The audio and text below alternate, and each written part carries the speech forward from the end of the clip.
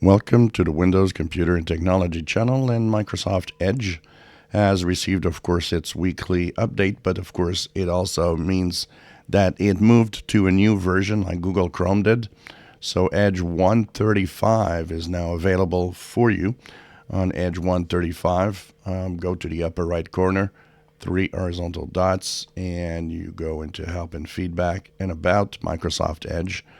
And you'll be at 135.0.3179.54. It was released late Thursday.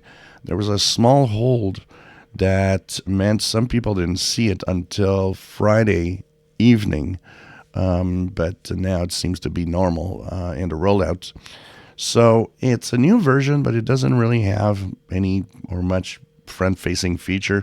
They're actually much more talking about performance issues and bug fixes that they've added to the Edge browser.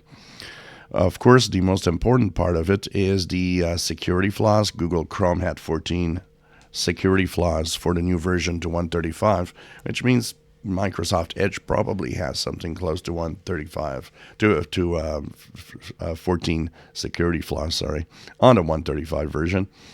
And that means that also if you are using a third-party browser that is Chromium based, like Brave, Opera, Vivaldi, and so on, you probably also have all of these updates for security that are very important to have to keep your browser safe.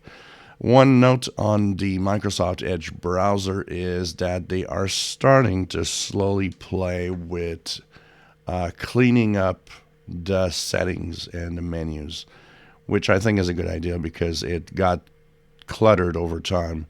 So they're trying to bring that back to a more simpler form.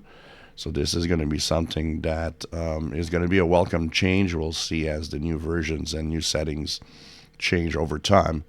And of course, there's the Copilot Vision that's coming to some of you, which will interact deeply with the browser itself and the things that you actually see, and getting more information about the web pages that you visit, and extend the information if you need more.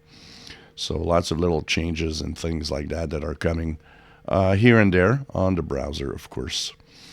If you enjoy my videos, please subscribe, give us thumbs up. Thank you for watching.